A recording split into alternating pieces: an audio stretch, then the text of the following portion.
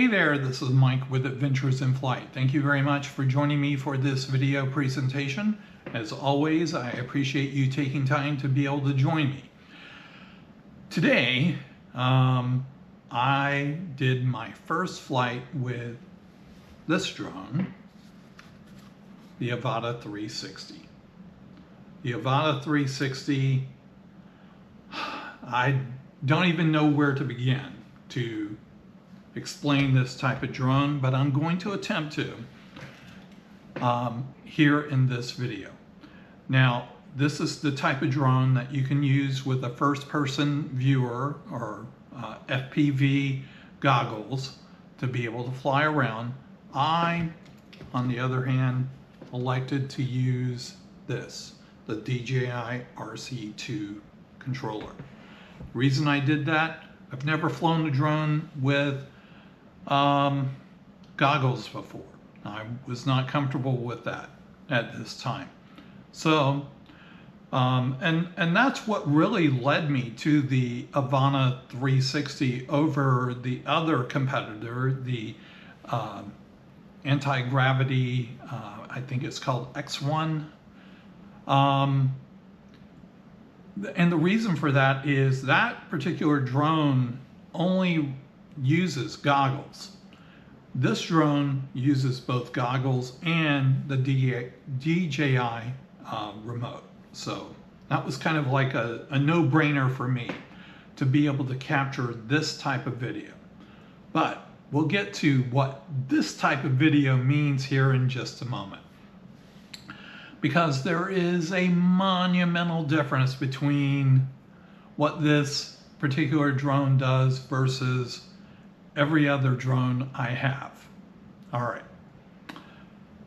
But let's talk about the beginning of being able to get this drone to fly, because there were some challenges, and these challenges are known and they've been documented.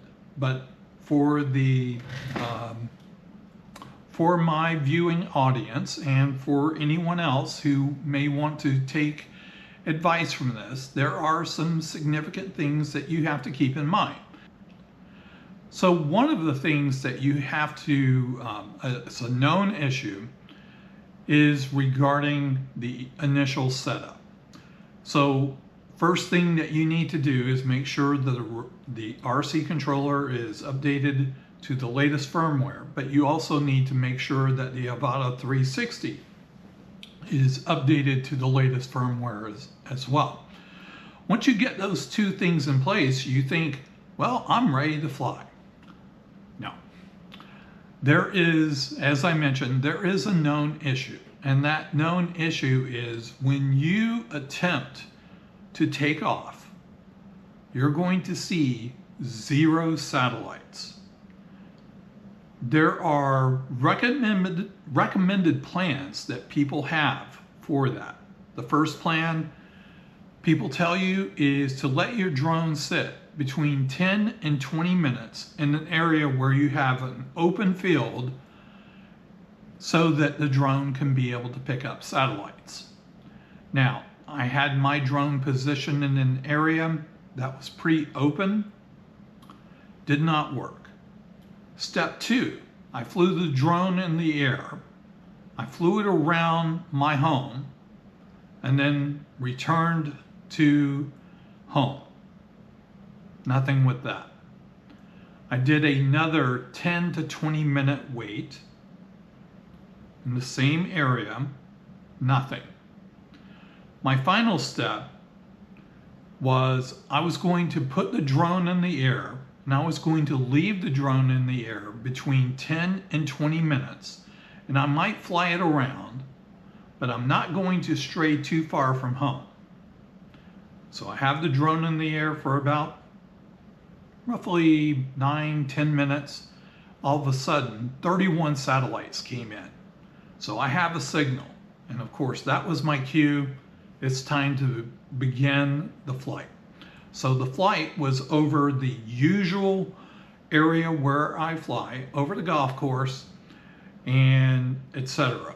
But now here's where the 360 comes into play. And you're probably saying, Well, what is the 360? Well, it's just what you think it is. It's 360 degrees. So when this drone shoots video, you have two options. Option one is to shoot normal, which is basically the path of what your drone is flying. Or option two is 360 degree mode. That's what I chose to fly in today, and that's what I captured. Now, when you're actually flying, you can't really see the 360 degree angle of everything, or at least I don't know how to do that. But I basically took the drone on its typical mission.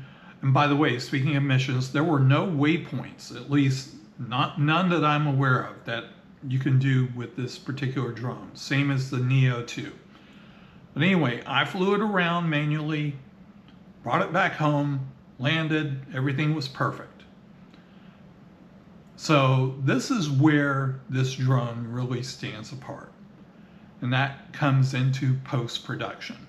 When you start editing this video, you then get to see the full capacity of what is captured in 360. You can look behind you, you can look above you, you can look below you, you can look to the sides. It is so amazing. So in the video you're about to watch, I'm going to make an attempt to capture several of those elements. And keep in mind, when I'm flying straight ahead. I do not, except for one point near the end, I do not make any adjustments whatsoever. I'm just flying straight ahead. And all of the video that you see was all edited via post-production, and you're able to see the surroundings. Now, there is a special application you have to use, and that is the DJI Studio. And it's very similar to Final Cut Pro, if you're familiar with that. It has many of the same functions. It's kind of a lightweight version of Final Cut Pro, but it was very effective in terms of what I wanted to do. And again, I did not go into heavy editing with this software. I basically just wanted to capture some of the 360 degree elements so that they show up in this particular video that you're about to watch. And it will really just blow you away. The possibilities here are endless in terms of what you can capture. And I am truly blown away by what I have seen. Now you got to remember, I'm just a mere amateur. I am by no means a professional. But even a rank amateur like me can produce something very, very spectacular. So before I present the video, I'm not going to have an outro on this video. I'll just go ahead and say my normal things that I like to say. And that is, first off, in appreciation of my subscribers. I really do appreciate you being part of this channel and part of all the things I do here and watching my content. It is truly appreciated. If you're not already a subscriber, I invite you to join me and be a part of this.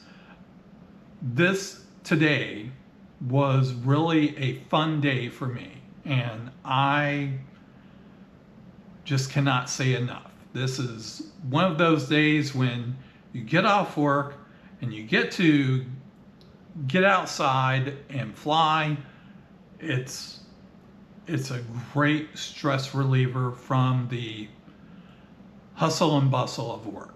So, and trust me, these past few weeks have been extremely stressful. Fortunately, I've got a vacation coming up, and that's going to be awesome. But anyway, don't mean to brag too much about that. But one thing I will say, if you could give me a thumbs up, I would appreciate it for this specific video. Alrighty, well, I have rambled on and I have babbled on, but it's now time to watch this video. So what do I say? Let's get to it.